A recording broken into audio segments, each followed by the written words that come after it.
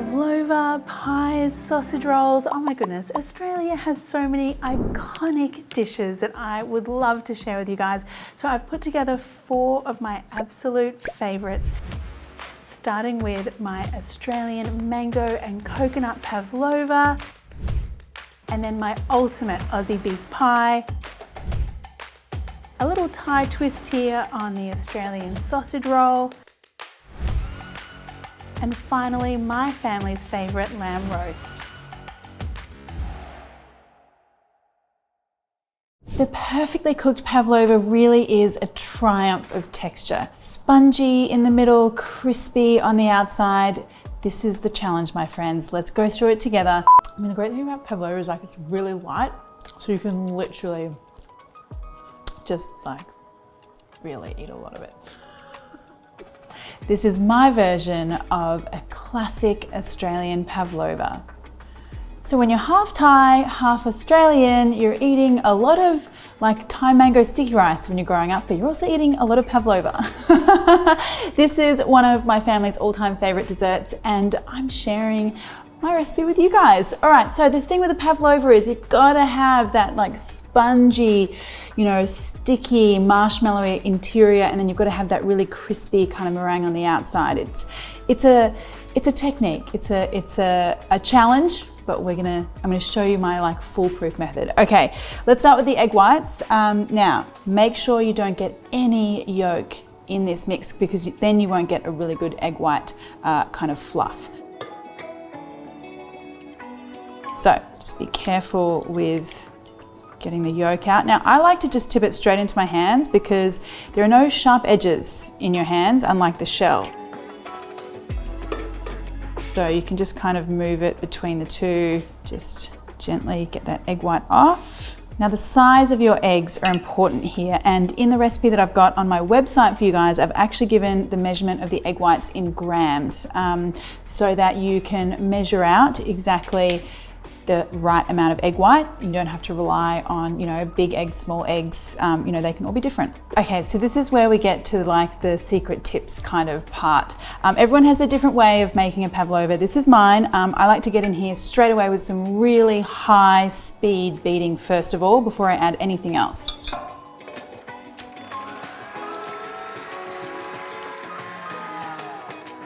So when you've got this kind of soft peak situation going on with your egg whites, that's been just a couple of minutes of high speed beating, then you want to start adding in your sugar. So turn the speed back up to high and then just gradually add in that sugar spoon by spoon until we get a nice kind of shiny meringue. Okay, so at this point the meringue should be looking really shiny, very, very firm. Have a look at this texture. And the point here is that you shouldn't be able to see any sugar crystals anywhere at all. If you've still got sugar that's undissolved at this point, when you get it into the oven, that sugar's gonna melt and get all kind of like liquidy and weepy. That's when your meringue starts crying. Well, I could kind of call it crying, but you know, you get like this liquid, which is not what you want. So make sure you can't see any sugar crystals here. And now what we wanna do is kind of like firm up this meringue even more and stabilize it, and also kind of the next few ingredients will give us that sponginess on the inside and the crispy texture on the outside. So, and some corn flour. Some vinegar.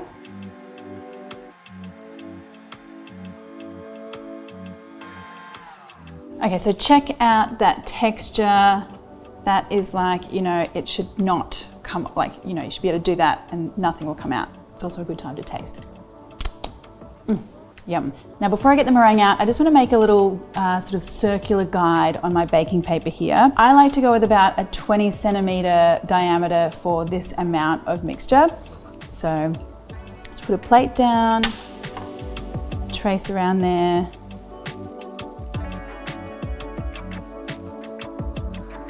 So now we can scoop out that meringue onto our tray.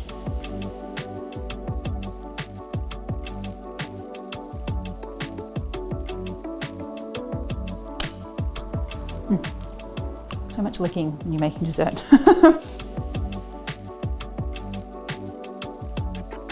You want to spread this out. It might seem like it's sort of really tall and not very wide, but you will get a little bit of spread as it bakes in the oven. So that's why I like to go a bit taller and a bit smaller than you might think to start with. And then just kind of shape that around the sides, kind of create a few little sort of swirls, overhang kind of pieces. I like to kind of make the sides a little bit higher than the center, just so we've got a really nice shape and a nice kind of sort of indent for our topping at the end. Okay, now here's the thing with the pavlova. It's definitely not your like quick 10-minute kind of dessert. This now needs to go in a really low temperature oven. All the times and temps and measurements on my website, guys. But this has to go in a low temperature oven for an hour and a half, and then you just switch the oven off. Don't take the pavlova out, switch it off and let it sit in there for 2 hours. So all of that ring roll is purely to ensure that we get the right amount of like crispy crack on the outside and that beautiful sponge in the middle. That's what it's all about, my friends. Patience.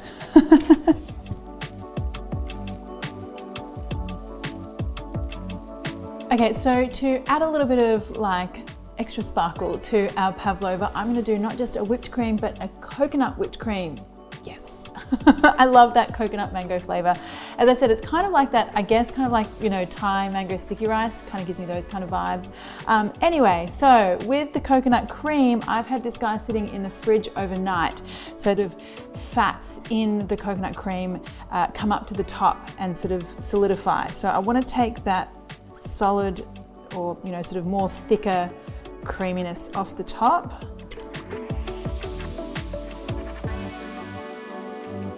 And I'm also going to add some regular thickened cream. So thickened cream kind of is called a lot of different things in the world, so you guys have told me. I believe in the US this should be double cream. In Australia we call it thickened cream or pouring cream. Look, any kind of cream that you use for whipping, that's the one that you want. And now some icing sugar. Now this just needs to get whipped.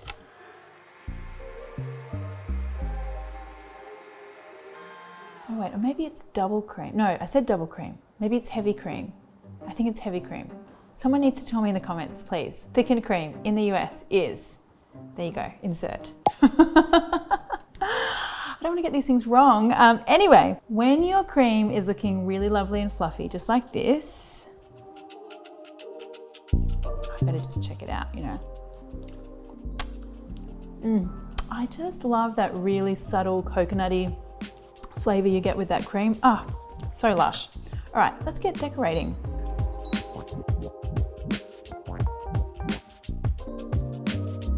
Ah, now that is such a thing of beauty. Now this should be completely cool. If not, let it cool down even further on your bench top before you put your cream and your decoration on. Now I have quite the collection of delicious things to put on top of my pavlova here.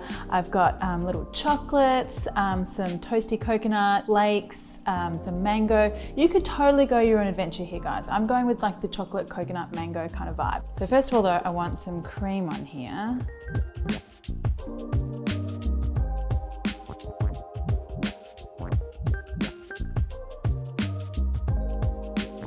And then I want to kind of just drape those lovely slivers of mango all over the top. And now chocolate.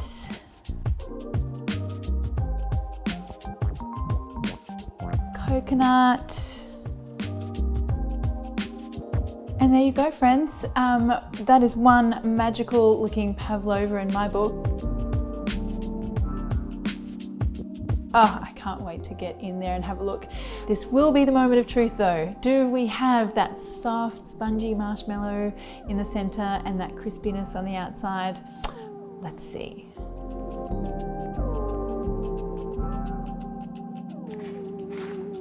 Oh, wow.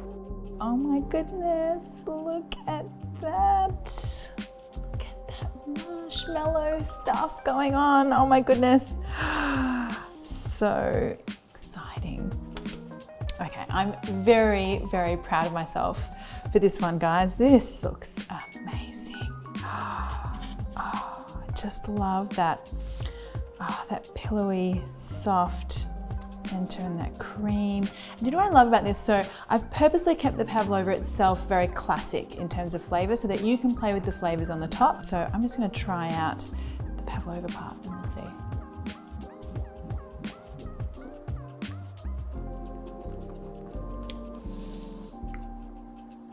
It should just melt, should just like puff away. And you're left with just a beautiful little bit of coconut and that beautiful cream flavor. Textures, everything, just perfect. This is really good. Yum.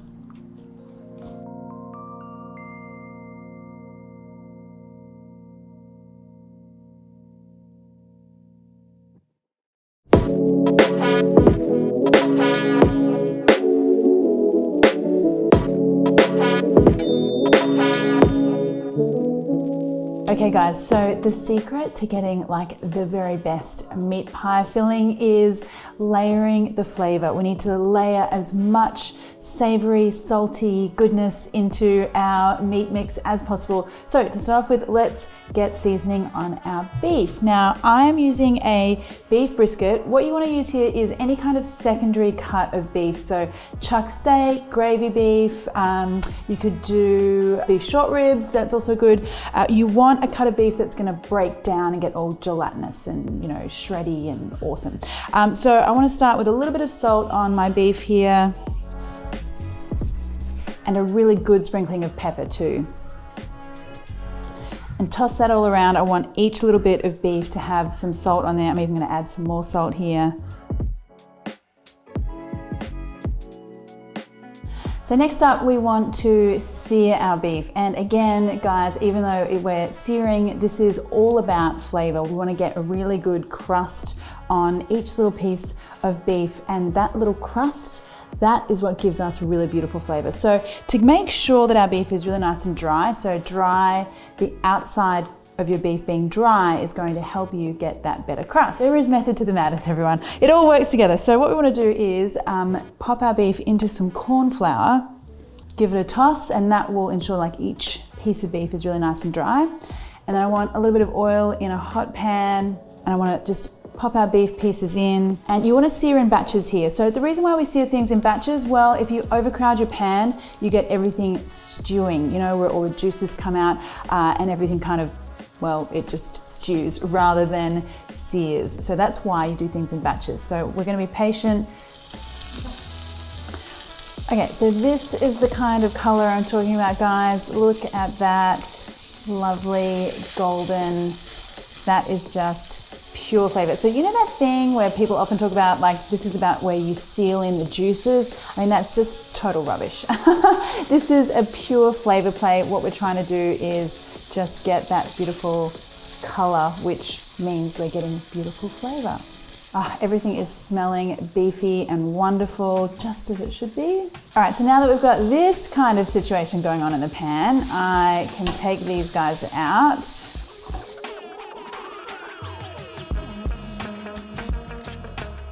Okay, now whatever you do, do not clean that pan. This is one time I'm going to tell you, keep it a little dirty in the kitchen. This stuff in here, again, is that flavor that I'm talking about. We've got some beef fat, some little crusty bits of beef in there. We want to keep that. So to that, I'm going to add a little bit of oil. Now, if your beef was really fatty and you've got a lot of fat in there, you wouldn't need to add the extra oil, but as you can see, there wasn't much fat left in my pans. Now I'm going to add some onion. And then whenever I'm sauteing onion, I like to add a little bit of salt because the salt helps to draw out the moisture from the onion, which helps them get nice and sweet and savory. Now, just as that onion's starting to soften, I'm going to add in my garlic. There's always something magical about onion and garlic sizzling on the stovetop. Makes me hungry. All right, now come the little extra ingredients that, you know me, I'm always adding, you know, unusual things to dishes, but obviously you wouldn't find these kind of spices in a regular meat pie, but I always love to add star anise into anything that I'm doing that's kind of beefy. I think it really adds a beautiful like background spice that kind of beefs up the beefiness or something like that. A cinnamon stick here, and then also a bay leaf. This is all going to make things a little bit more magical. So pop those in. Now we're gonna start building up the like savory umami kind of thing. You guys hear me talk about umami all the time. I think it's really important. It's that sixth flavor that really gives you the beefiness, the savoriness of a dish. And tomato paste has that umami character in spades. So we're gonna pop that in. And then just give it time to kind of cook out a little bit with that onion. And now I'm going to go in with some dark sweet soy sauce. You could just use regular dark soy sauce as well. This guy is going to give us a really beautiful deep color, also a little bit of sweetness and a little bit of that salty seasoning as well. Now, one last little secret ingredient here, guys, is regular old barbecue sauce. I love it because it's got like pickled garlic and Chinese five spice and extra bits and pieces, but whatever barbecue sauce you have in your pantry, totally fine to use, guys. All right, pop that one in as well.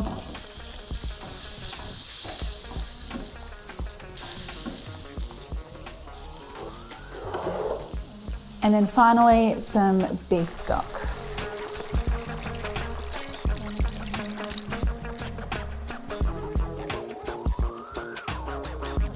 Now this, guys, is already smelling amazing. Just as it starts to bubble, I can smell the sort of those little spices we've got in there and that like tangy barbecue sauce flavor. So good. Okay, now our beef goes in and then toss everything around in there.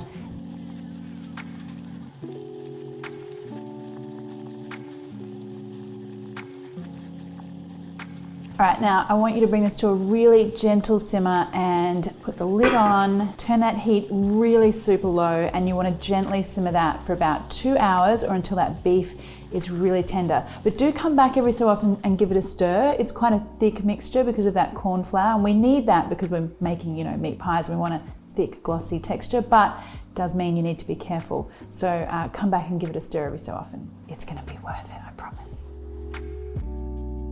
All right, guys, kitchen is officially smelling so ridiculously amazing. I'm so hungry whenever I have to make anything slow cooked. Okay, let's have a look at what's happening in here.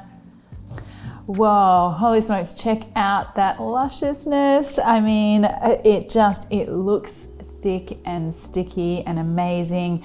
Now, what you'll notice here is there's a little bit of oil or beef fat on the top here, but not too much. Look, if you had a lot of fat on the top here, then just use a spoon and kind of just scoop it off. But this one's not looking too bad, so that's pretty good. What I do want to do is take out some of these spices. So I've got my cinnamon stick, my star anise, and my bay leaves. Okay, now check out this sauce when we go to stir. Wow, like the gloss, and see how thick it is. So the whole thing with a meat pie is you've really got to get the consistency right. So too runny and your pastry will be soggy, too thick and your meat filling will be too dry. So this is just the kind of, it's almost like a thick jelly-like texture that we've got here. It's just perfect. And then let's check out how soft that beef is. Wow, look at that, like ridiculously tender, just fork tender falling apart. Oh, so good. Okay, so what we need to do now is exercise a little bit more patience. I know this is like a patience kind of game here. I need to get this really cool before we go any further with our pies and pastries. So just let that cool down in the fridge until it is cold. Okay, our filling is nice and cool. We are now ready to finish off our beautiful meat pies. So an Australian meat pie, I think, has a structural integrity that goes a little something like this. We want some short crust pastry down the bottom, like a good, you know, sturdy pastry that's very short in the crumb. So by that I mean, like, you know, it's not puffy, it's just kind of like, I don't know, it's a good holder of the filling. Okay, so that's one part. The second part is that on the top we like it nice and kind of light and airy. So for the top part we want puff pastry. So you need two, short crust and you need puff to do it properly in the Australian way.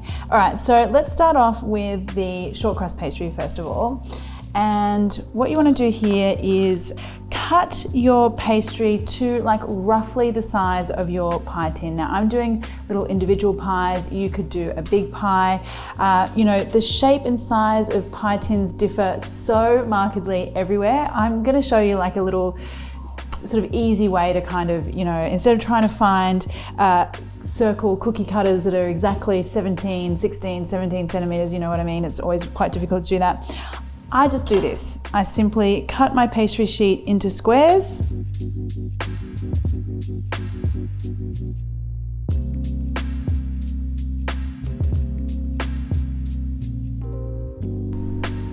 That are larger than my little individual pie tins, obviously.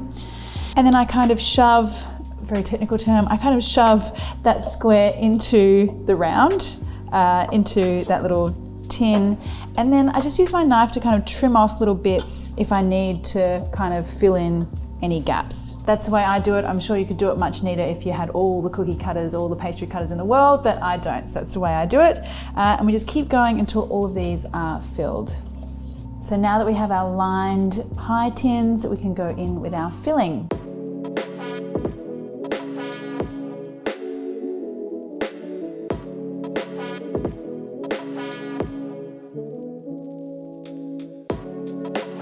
Okay, so we've got our lovely filled pie cases here. Now, just so you know, these are about 1 cup capacity pie tins, so you should be able to get about 10 little 1 cup capacity pies out of these, or one giant 10 cup pie.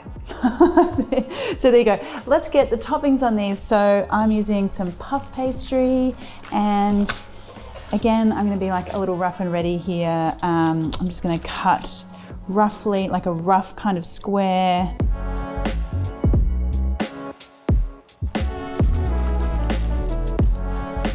Sort of the shape or size of the top, and then sort of really squish down on here, concentrating on the edges where the two pastries will meet with your thumbs, sort of push that down. And then just to be sure, I like to get a fork and really kind of press down. Also, it's kind of like a little pretty too. Press down on those edges there, and then just use your knife to trim those edges.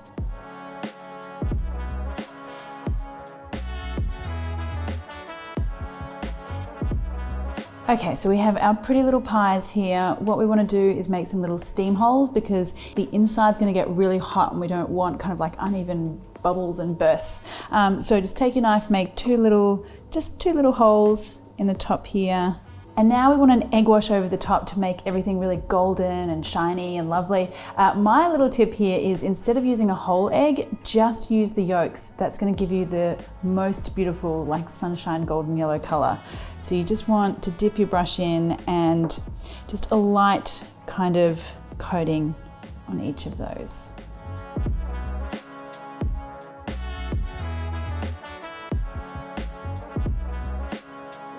Now, I like to give these about an hour in the fridge before I go to bake them, because if the pastry is too warm, the fat in the pastry will melt too quickly in the oven, and that's when you get pastry shrinking. You know, when you get that shrinking effect in the oven. So putting it in the fridge first to chill down is going to help with that. So let's do that first.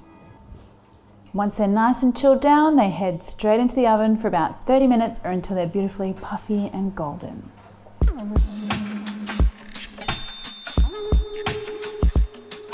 All right, so these are looking totally golden and delish. Oh, I love, you know, things like this just always make me smile. So joyful. Look at that puffy pastry there, and that just looks perfect. Now, I like to get these out while they're still warm. It's a little tricky, but I find it's easier when they cool down. They tend to kind of stick in the tins. So here we go. Just run your knife around the outside, and we should be pretty good here because this is a non-stick tin. And then lift out your pie and onto your serving plate. Now you'll notice that I have some good old, what we call in Australia, tomato sauce. You call it ketchup elsewhere in the world, but you would have to be the biggest food snob alive not to eat your meat pie in Australia without tomato sauce, in my opinion anyway. Come at me in the comments if you want, but it needs tomato sauce. So I'm gonna get a big dollop on top of one of these. And you know what? You just need to get straight in there. All right, so this is what I'm talking about, guys. Like, you want structural integrity here. So you should be able to pick up your pie, hold it in your hands, and everything should be contained, you know, looking really, smelling really amazing. And we're just gonna go right in here. And the other thing, okay, forget about the integrity of the structure. That beef in there is so soft and tender. And the sauce, so savory, perfect, delicious, everything. This is how it should be, guys. You should be able to bite into the pie and it should still, you know, not run out everywhere, leak everywhere. It should be something that you can eat on the go, hold on to. And just, if you have a look at that pastry, like through there, you've got like your lovely, like short pastry here, and then your fluffy pastry here. I mean, this to me is like absolute perfection. Wow.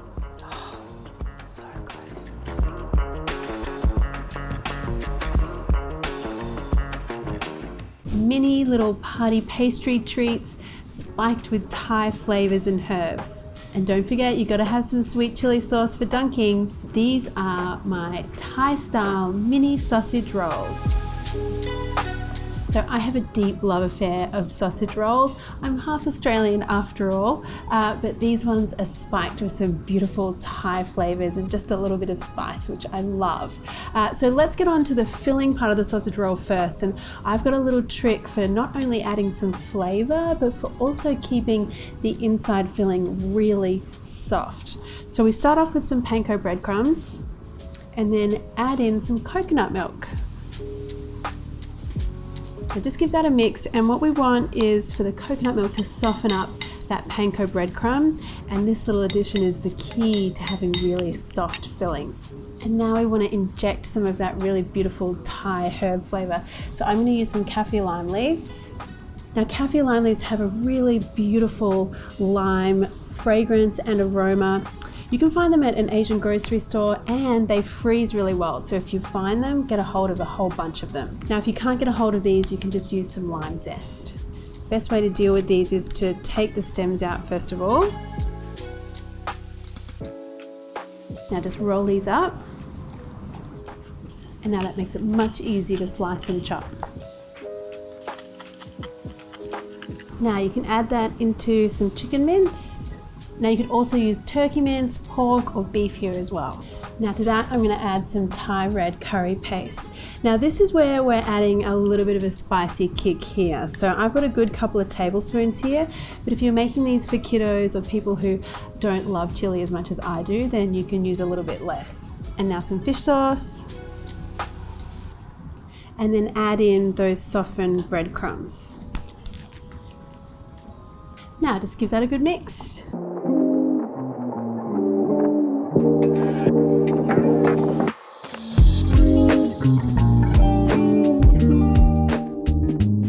And now you want a sheet of puff pastry. Just cut that in half first of all.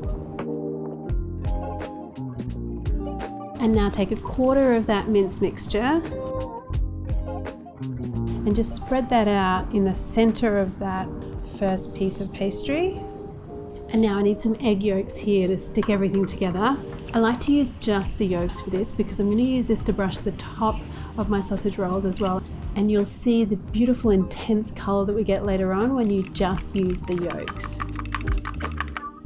Now just brush a little bit of egg on the pastry here. And flip the other side over and roll everything up. Now you can do whatever kind of shape you like here. I like a little dainty one bite mouthful. So just little shapes like this. And just pop those onto a tray lined with some baking paper. Now just brush the tops with some of the egg yolk.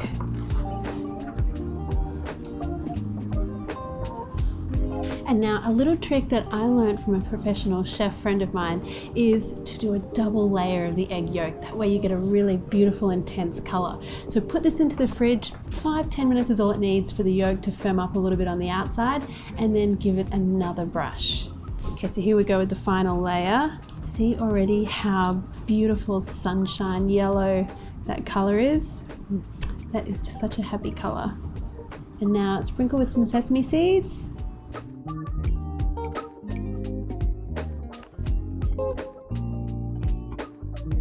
And you could freeze these at this point on the tray. Once they're really firm, pop them into a bag and keep them for a rainy day.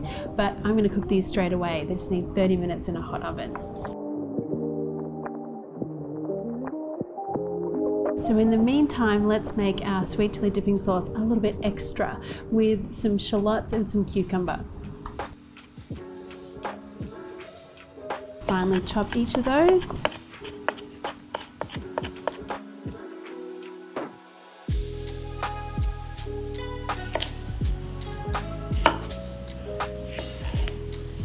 And I like to de-seed my cucumber here because I want to keep the intensity of that sweet chili sauce.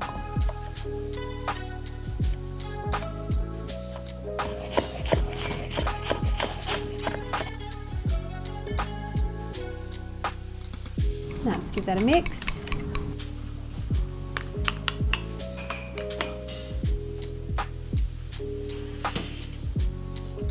Okay, now doesn't that just make you incredibly happy? Look at those little mouthfuls of gorgeousness right there.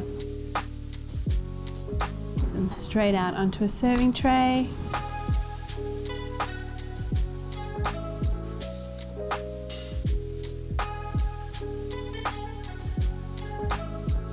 And there you go, a little fancy sausage roll version here, but my goodness, they are very tasty and a crowd pleaser at my house.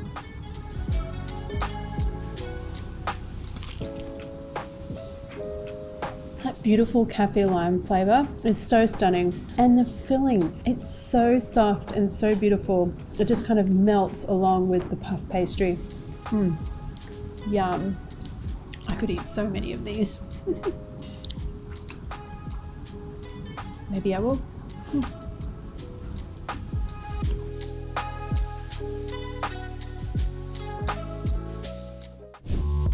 Hello, juicy lamb.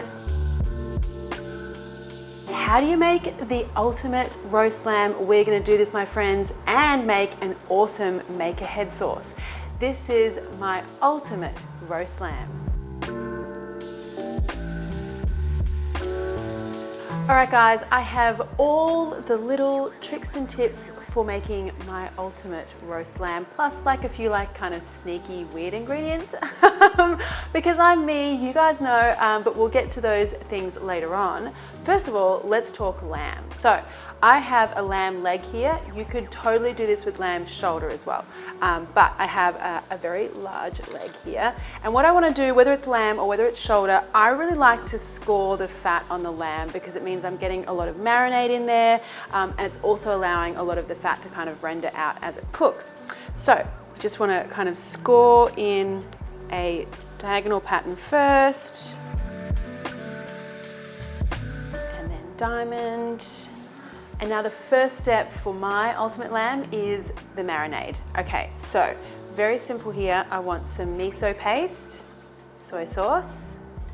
I know, not your typical like roast lamb ingredients, but trust me, this is gonna be really amazing because you have the miso paste and the soy sauce, which is giving you all that, not just the salty things, but that umami kind of thing as well, which you guys know that I love.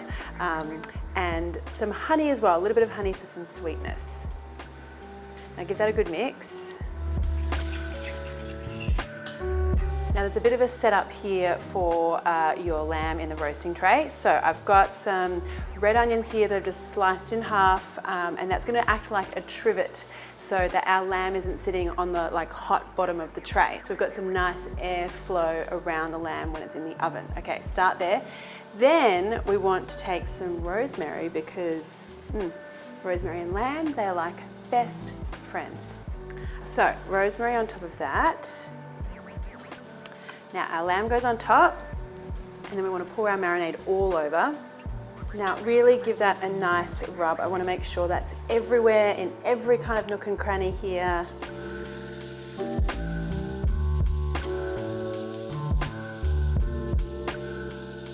Now, I know usually you guys know that I would always advocate for the fastest route to eating good food, but this does need an overnight marinade. Trust me on this, it'll be worth it. So in the fridge overnight. Okay, so I did make one yesterday, just so you guys don't have to wait around watching paint dry. Wouldn't that be funny though? We just literally watch the fridge for 24 hours? No? Good? All right, we don't have to wait. Okay, so this one I did yesterday. Now, a few final steps here to get our lamb ready for the oven. First of all, I like to add in some nice tomatoes here. I love the color of the tomatoes at the end, but I also love the kind of umami flavor and savoriness that it lends to our finished sauce as well that's in the bottom of the tray. So, tomatoes. And now, so we've got our trivet with the onion, we've got our beautiful sort of fragrance happening with the rosemary.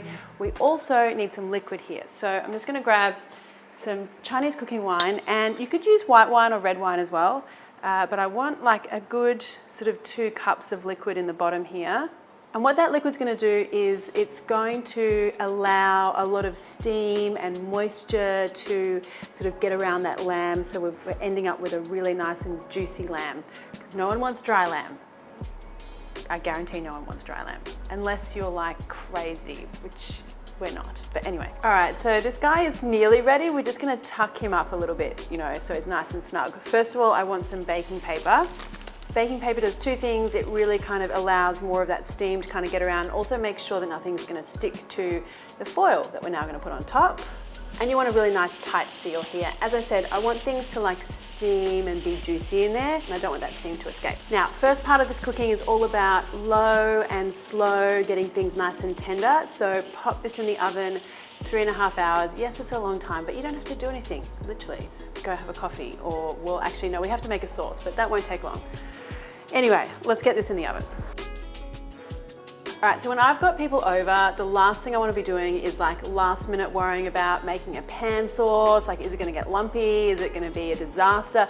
So I love anything sauce-wise that I can make in advance. So we're going to do, this sauce is like a 2-step sauce, but most of it gets done before anyone even gets to your house for dinner. So it's really, really good keeper. Okay, first of all, we're going to start off with some tomatoes. Now, I love to use the whole peeled. I think they seem to have a little bit more of a concentrated flavor. I kind of like that kind of chunky texture too. Okay, some more miso paste. Now, I swear, I know I love miso paste. I do not have shares in a miso paste company. I just love the extra flavor that you get. You get the salty, but you also get the extra savory and all those, bits and pieces. So some miso paste in here, and I want some oyster sauce. Okay, now I also want some vinegar here. I know, slightly unusual ingredient for a sauce, but I really love that just hint of acidy kind of tang that a vinegar adds here. And just a little sprinkling here of some Chinese 5 spice as well. Okay, so now for the extra interest, as if oyster sauce, miso paste, and a whole bunch of weird ingredients aren't interesting, we're gonna get even more interesting. Okay, I want some star anise in here. Now all we need to do here is warm this through a little so that miso paste starts to dissolve. I'm gonna kind of mush up some of those tomatoes a little as well while I'm here. And just when that starts to bubble and everything's kind of looking well combined in there, I'm just gonna turn that off and just wait for the lamb. So currently you should be smelling all the things right now, the lamb, the rosemary, the deliciousness. Let's have a look and see how our lamb is going in here.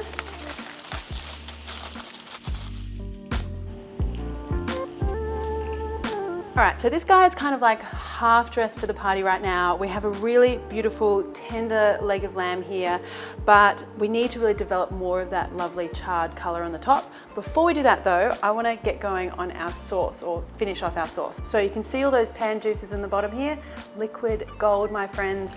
Just scoop most of that out as much as you can. Pop that into that tomato sauce base that we made earlier. Just that final little scoop, kind of just drizzle that back over the top of your lamb there. Okay, so now I want your oven up really hot, and this goes back in for another 30 minutes or until everything is looking really delish. So while that lamb is in the oven, we are just gonna heat this sauce up because we've got all of that lovely pan juice in there, and you just wanna keep this kind of heating up and warm, and all of that pan juice and the tomato, they'll like make really good friends in there. Okay, so we are literally at the end of the marathon. Actually, I think you could run a marathon quicker than you could cook this lamb. That's right, isn't it? You can run a marathon. People run marathons in like an hour, right?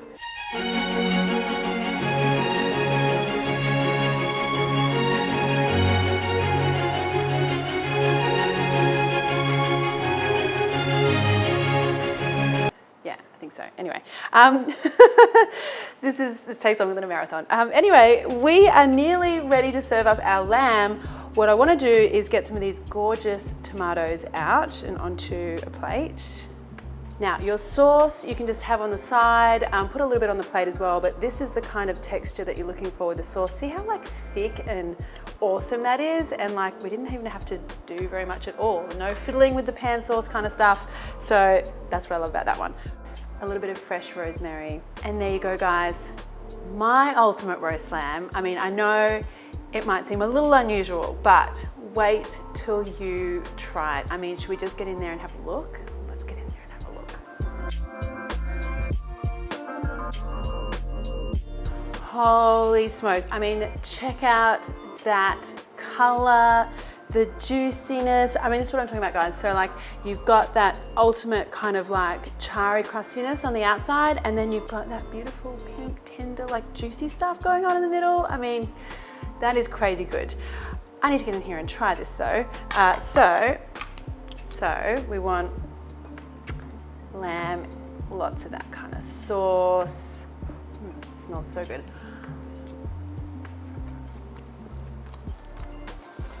Okay, that is so out of control good. You know what's amazing about it is we've used no salt throughout the whole recipe, but the soy, the miso, the tomato, I mean, that's added. Like this guy is like perfectly seasoned. It is so beautifully tasty. But the texture of that lamb, it is so melt in your mouth, soft and delicious, and like all the things. Guys, you've got to be making this for like all your friends. So good. Yum.